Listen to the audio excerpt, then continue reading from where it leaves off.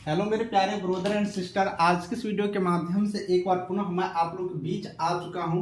मेरे प्यारे सिस्टर, इस वीडियो को गौर करके देखिएगा और सबसे पहले ये जो वीडियो मैं आप लोग को दिखा रहा हूं, इस वीडियो को सबको शेयर कर दीजिएगा, ठीक है। जितने भी आपके आस पड़ोस वाले सिस्टर है, आपके आस पड़ोस वाले दोस्त होंगे, सबको शेयर करिएगा और आप अपने स्टेटस भी लगा लीजिएगा अपने ग्रुप में। तो सबसे पहले शेयर कर दीजिए। हमें पता है सारे जो एएनएम की सिस्टर है, सबके मोबाइल में व्हाट्सएप ग्रुप होगा एएनएम का, क्योंकि सारे लोग जब पढ़ते रहते हैं ना अपने कॉलेज के लाइफ में, अपने स्कूल के लाइफ में, तो सारे लोगों का एक ग्रुप होता है। हम लोग का भी था, अभी भी ग्रुप है, जो जिससे रिलेटेड होते हैं एक ग्रुप होते हैं। तो उस ग्रुप में आप लोग शेयर क्यों नहीं करते हैं? सबको शेयर करिएगा तो सबके पास पहुंचेंगे। अब आप लोग शेयर क्यों नहीं करते हो, हमें कैसे पता चल जाता है, इस बात को मैं आपको जानकारी दे देता हूँ। क्योंकि हमें पता है कि आप लोग वीडियो शेयर करोगे तो मेरा वीडियो ज्यादा चलेगा, यानी कि ज्यादा लोग अच्छा से यहाँ पे देख पाएंगे। लेकिन यहाँ पे 10,000, 15,000, 20,000 व्यू जाते जाते वीडियो चलना बंद हो जाता है। इसका मतलब है कि आप लोग शेयर नहीं करते हैं। सबको शेयर करो यार, सबके पास जानकारी पहुंचाइए, ठीक है। चलिए, आज मैं जो बीटीएस एएनएम में जो मैं काम कर रहा हूँ ना, तो जो यहाँ को दिखा रहा हूँ वीडियो बीटीएस एएनएम का, इसमें बहुत अच्छी तरीके से वर्क मैं कर रहा हूँ। मैं आज बात करूंगा एएनएम सिस्टर का डिमांड ये था कि मेरिट कैसे बनेगा, ठीक है, मेरिट लिस्ट कैसे बनेगा, इस बात को लेकर के। ये 10,709 की वैकेंसी है और बड़ी बात है कि परमानेंट वैकेंसी है, सबको मालूम है ये बात। तो इसका मेरिट कैसे, परमानेंट वैकेंसी है तो कैसे बनेगा, तो मेरिट पर मैं आज इस वीडियो में जिक्र कर देता हूं कि मेरिट के लिए मार्क का कैलकुलेशन कैसे होगा, मेरिट कैसे बनेंगे, आप लोग थोड़ा समझ लीजिए। क्योंकि बहुत कमेंट आ जाते हैं तो हमें लगता है कि सामने जा करके और अच्छी तरीके से आप लोग को हम समझा दें, जिससे कि थोड़ा आप लोग रिलैक्स कर सके। क्योंकि हमें पता है मार्क बेसिस जब बहाली आती है ना, तो यही सब फंडामेंटल होता है। अब रोज का रोज एक टेंशन उत्पन्न होगा, यार मेरा बनेगा या नहीं बनेगा, कट ऑफ क्या जाएंगे, और एक छोटा सा एग्जाम ले लिया जाता है तो उसमें था ये रहता है कि चले यार मैं तो बनाया ही नहीं तो मेरा आएगा कहाँ से, अगर हम बनाए हैं तो मेरा आएंगे ही आएंगे। तो ये बात ही होती है। खैर बात, अगर यहाँ पर मार्क बेसिस का सिस्टम है तो वो भी वेलकम, मार्क बेसिस पर भी वेलकम। चलिए, मार्क बेसिस ही सही, लेकिन परमानेंट वैकेंसी है, जल्दी कर दे तब जाकर के सही होगा। लेट करेगा, विलंब करेगा तो फिर समस्या होगी। चलिए, मैं आप लोग को इस वीडियो में शुरू कर देता हूं। सबसे पहले आप लोग यहाँ पर देखिएगा चयन प्रक्रिया। यहाँ पर चयन प्रक्रिया जो आपके एडवर्टाइजमेंट में लिखा है उसको देखिएगा। यहाँ पर हमने लिख रखा है, उसमें से नोट करके, यही आपकी चयन प्रक्रिया है। इसमें चयन प्रक्रिया क्या है हम आपको दिखा देते हैं, ठीक है। देखिए, एएनएम का 60 अंक, यानी एएनएम का 60 अंक का मतलब ये हुआ कि आपने जो 2 साल का एएनएम का ट्रेनिंग कोर्स किए हो ना, अब उसमें जो जितने आपने दोनों ईयर का, 2 वर्ष का, ठीक है, 2 वर्ष का आपका जो अंक होगा, वो दोनों वर्षों का अंक जितना होगा उसका 60% अंक यहाँ से लिख जाएंगे। ये प्रतिशत में है, ये जो अंक है, ये अंक सिर्फ प्रतिशत में है, यहाँ पर प्रतिशत लिख लीजिए, ठीक है, ये प्रतिशत में है, ये 60 अंक प्रतिशत में है। और ये जीएनएम या फिर बीएससी नर्सिंग या फिर पोस्ट बीएससी नर्सिंग की है तो डायरेक्ट आपको 15 अंक मिल जाएंगे, डायरेक्ट 15, ये प्रतिशत नहीं है, सीधे 15 अंक आपको मिल जाएंगे। और ये एक्सपीरियंस 1 वर्ष मतलब 5 अंक। अगर आपका एक्सपीरियंस, सुन लीजिएगा गौर से, आपका एक्सपीरियंस बिहार सरकार के स्वास्थ्य विभाग के सरकारी हॉस्पिटल में अगर आपने संविदा पर कार्य किए हो ना, तो आपको 1 वर्ष कार्य किए हैं तो 5 अंक दिए जाएंगे।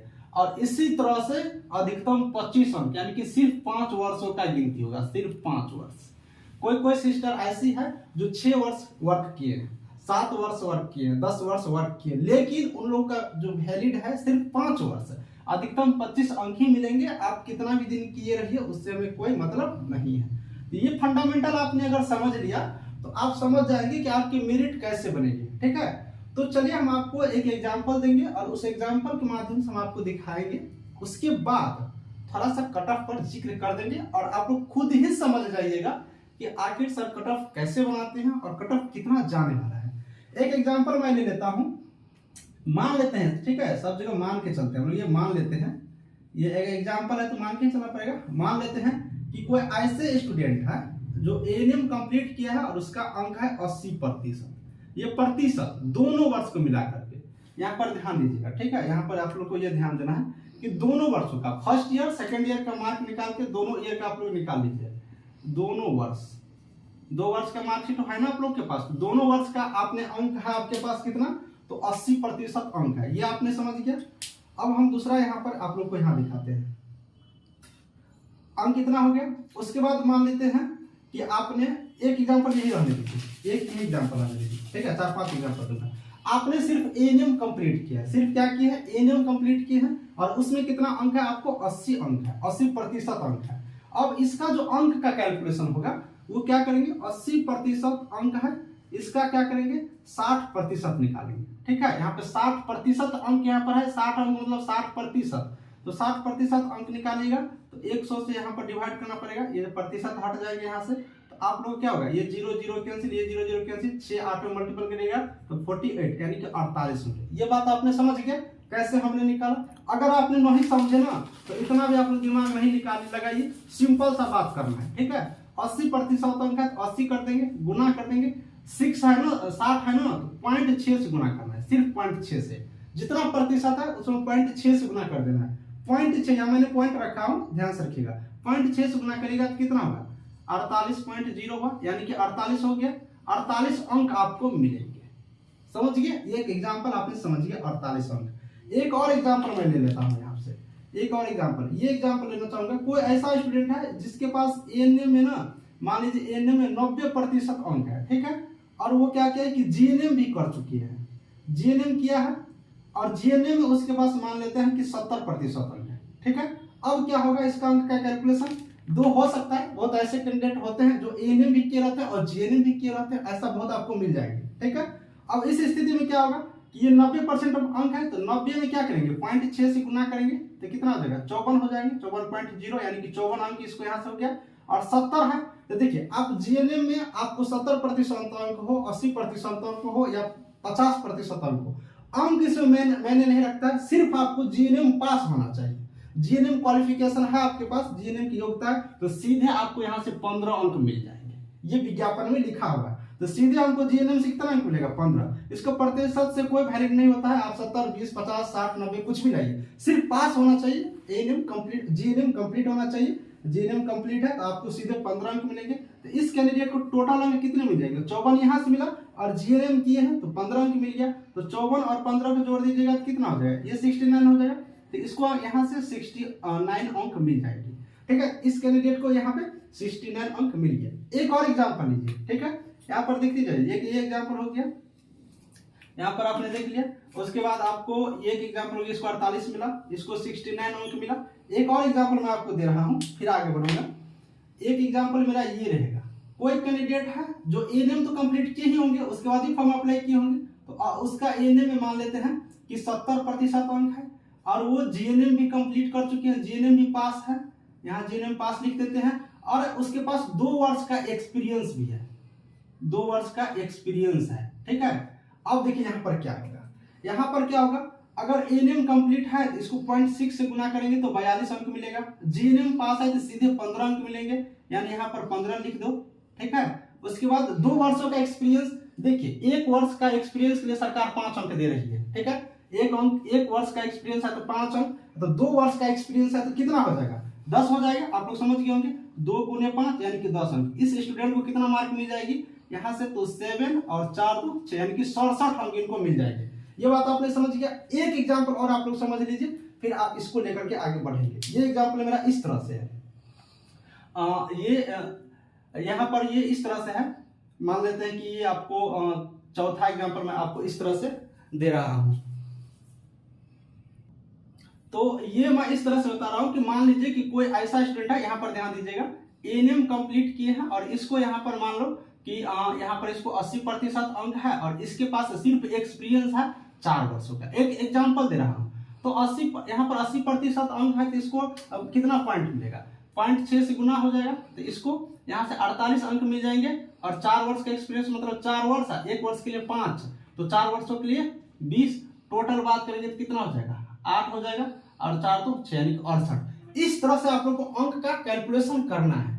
आप इस तरह से अंक का कैलकुलेशन, ऐसा नहीं कि मेरा 90% है तो मेरा होगा कि नहीं। अगर आपके पास 90% सिर्फ एएनएम में अंक है, तो ये समझिए किसी के पास अगर 80% ही एएनएम में अंक है और 4 वर्षों का एक्सपीरियंस है, आपसे ज्यादा हो जाएंगे, ठीक है। इस चीज को आप लोग समझिए, अंक का कैलकुलेशन आपने समझ गया। अंक का कैलकुलेशन आपने नहीं समझा तो इसको स्क्रीनशॉट ले लीजिएगा, मैं थोड़ा देर इसको स्टॉप कर देता हूं।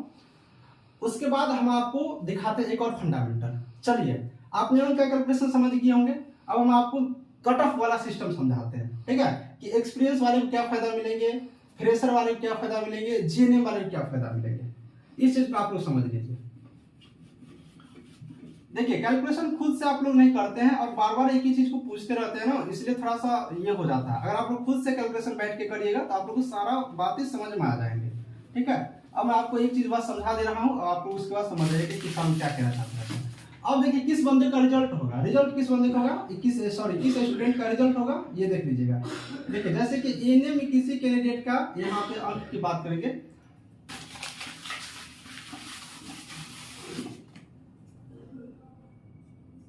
देखिए एएनएम में किसी कैंडिडेट का 90% अंक है, 90, इसको 0.6 से गुना करेंगे तो 54 अंक मिल जाएंगे।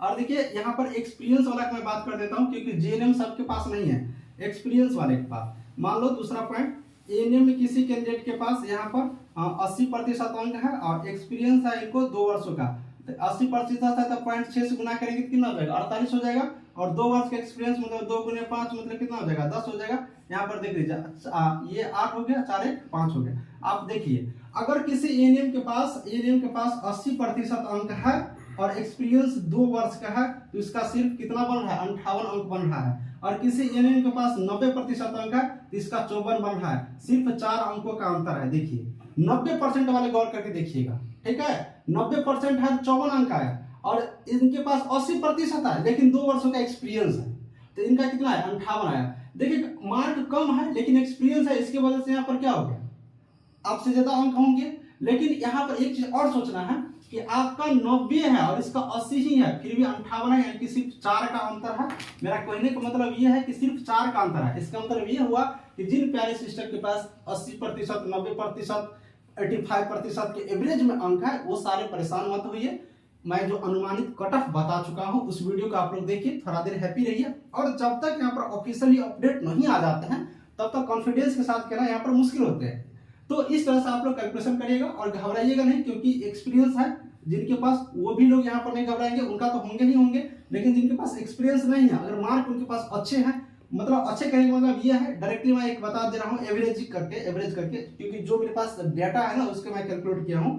तो मतलब 83 प्लस करके जो भी कैंडिडेट है वो सारे कैंडिडेट आशा रख सकते हैं, बिल्कुल रूप से, ठीक है, बिल्कुल रूप से आशा रख सकते हैं, एकदम बिल्कुल से 83 मतलब 80 प्लस वाले रख सकते हैं, 80 प्लस वाले बिल्कुल रूप से रख सकते हैं। अब कोई बहुत सारे ऐसे हैं जो बताते हैं कि इतना कट ऑफ जाएगा, ये कट ऑफ जाएगा, पैसा लगेगा। बिल्कुल ध्यान मत दीजिए, अंक आधारित प्रक्रिया, यहाँ पर कुछ नहीं होंगे जो आप सोच रहे हैं। जिनके पास अंक होंगे उसी का मेरिट बनेगा। और दोस्तों, जो यहाँ पर फर्जी कैंडिडेट हो ना, फर्जी सर्टिफिकेट बनाए हो ना, वो जेल जाने के लिए तैयार रहिए, उनका मार्कशीट रद्द होगा और उनका यहाँ पर कुछ नहीं होने वाला है। क्योंकि बीटीएससी में आप लोग आए दिन देखे होंगे कि फिजियोथेरेपी वाले भी पकड़ाया गया, बहुत सारे पकड़ाते रहते हैं, कितना मैं एग्जाम्पल तो आप लोग समझते रहिएगा, वैसे कोई आएगा तो हम दिखा देंगे। तो ये सिस्टम आप शायद समझ गए होंगे कैसे मेरिट का मार्क कैलकुलेट होता है और किन लोगों को बनने वाला है। वीडियो थोड़ा लंबा बन रहा है, पार्ट 2 का आप लोग इंतजार करिए, मैं बताऊंगा पार्ट 2 में एक कट ऑफ को लेकर के एक बार पुनः विस्तार से, अगर आप लोग डिमांड करती हो तब। चलिए बताइएगा कमेंट करके कि आपको कट ऑफ वाला वीडियो पुनः चाहिए, तो सामने आकर के एक एक कैलकुलेशन करके सारे जातिवाज कैटेगरी वाइज मैं बताऊंगा। इस वीडियो में इतना ही रहने देते हैं, बाय।